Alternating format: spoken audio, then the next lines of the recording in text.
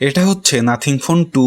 Nothing ফোনের flagship লেভেলের আরো এক ফোন। গত বছরের সবচেয়ে বেশি হাইপ তৈরি করা ফোন ছিল নাথিং ফোন 1। অ্যাপেলের মতো জায়ান্ট কোম্পানিকেও টেক্কা দিতে চলেছিল নাথিং ফোন।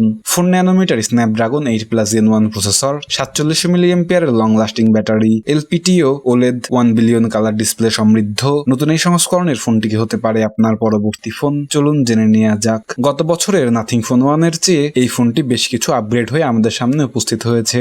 আগের সংস্করণের চেয়ে ডিজাইনে কিছুটা পরিবর্তন এনেছে। আগের সংস্করণের মতোই থাকছে ট্রান্সপারেন্ট ব্যাক প্যানেল এবং লাইটিং সেটআপ। এই সংস্করণের ফোনটিতে IP54 স্প্ল্যাশ, ওয়াটার এবং ডাস্ট রেজিস্ট্যান্ট ব্যবহার করা হয়েছে। ফোনটির সামনের এবং পেছনের প্রোটেক্টর হিসেবে কর্নিং গরিলা গ্লাস ব্যবহার করা হয়েছে, যা প্রিমিয়াম সেগমেন্টের ফোনগুলির ক্ষেত্রে কিছুটা চিপ রেটেড। এই ডিসপ্লেটির মাঝ বরাবর 500 সেলফি ক্যামেরা ব্যবহার করা হয়েছে। আগের সংস্করণের চেয়ে ডিসপ্লে কিছুটা বড় হয়েছে। ফোনটিতে 6.7 ইঞ্চ LTPO OLED স্ক্রিনের সাথে 120Hz রিফ্রেশ রেট, 1080p রেজুলেশনের এই ডিসপ্লেটিতে নাথিং ফোনের কাস্টমাইজ ডিসপ্লে ইঞ্জিন ব্যবহার করা হয়েছে। ডিসপ্লেটির 394 ppi এর সাথে 30 বিট 1.7 বিলিয়ন কালার HDR10+ এর সাপোর্ট যুক্ত রয়েছে। ফোনটির ডিসপ্লে রেজুলেশনের কারণে মাল্টিমিডিয়া ইউজার এক্সপিরিয়েন্স যথেষ্ট ভালো। কালার কন্ট্রাস্ট এবং ডিপ ব্ল্যাক লক্ষ্য করবেন। ফোনটির ব্রাইটনেস লেভেল দেখার মতো ছিল, যা প্রায় 1600 নিট পিক। ফোনটিতে 120Hz রিফ্রেশ রেটের সাপোর্ট থাকলেও LTPO টেকনোলজির কারণে এটি নির্দিষ্ট হার্জে কনভার্ট হয়। কিন্তু যে সমস্ত হাই এন্ড মাল্টিমিডিয়া গেমে 120Hz রিফ্রেশ রেট সাপোর্ট করে, সেই গেমগুলিতে 120Hz রিফ্রেশ রেটই লক্ষ্য করবেন। ফোনটিতে 3.5mm হেডফোন জ্যাক না থাকলেও স্টেরিও স্পিকার ব্যবহার করা হয়েছে। GSM এরিনায় ফোনটির স্পিকার টেস্টে ভেরি গুড স্কোর রয়েছে।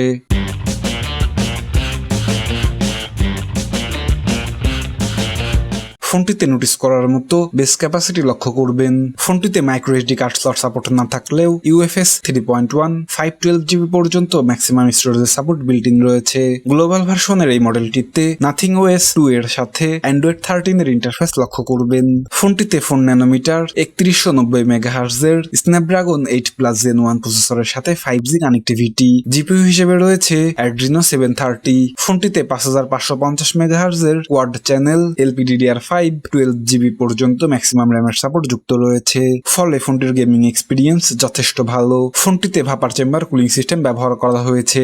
ফলে ফোনটি দিয়ে আপনি long time heavyweight game play এবং ভিডিওগ্রাফি করতে পারবেন। ফোনটির রাউন্ড শেপ ক্যামেরা বাম্পে ডুয়েল ক্যামেরা সেটআপ ব্যবহার করা হয়েছে। ফোনটির মেন ক্যামেরাটি 50 মেগাপিক্সেল f1.9 অ্যাপারচার। ফোনটিতে 50 মেগাপিক্সেল f2.2 অ্যাপারচারের একটি আল্ট্রা ওয়াইড অ্যাঙ্গেলের লেন্স রয়েছে, যার সাহায্যে 114 ডিগ্রি পর্যন্ত আল্ট্রা ওয়াইড অ্যাঙ্গেলের ছবিগুলি তুলতে পারবেন। প্রত্যেকটি লেন্সের সাথেই optical image stabilisation, face detection, autofocus, artificial intelligence যুক্ত পাচ্ছেন। ফলে ফোনটি লো লাইট সিচুয়েশনে অনেক ভালো ছবি তুলতে সক্ষম। দিনের ঝকঝকে আলোতে মেন ক্যামেরা দিয়ে তোলা ছবিগুলি অনেক ডিটেলস এবং শার্প। ছবিগুলিতে নয়েজের পরিমাণ খুবই কম। হোয়াইট ব্যালেন্স, কালার স্যাচুরেশন এবং ডায়নামিক রেঞ্জ যথেষ্ট ভালো। ফোনটিতে আলাদাভাবে পোর্ট্রেট মোড ব্যবহার করা হয়েছে। ফোনটির মেন ক্যামেরা দিয়ে তোলা পোর্ট্রেট ছবিগুলিও যথেষ্ট ভালো। সাবজেক্ট এবং ব্যাকগ্রাউন্ড বুকে এফেক্ট লক্ষ্য করবেন।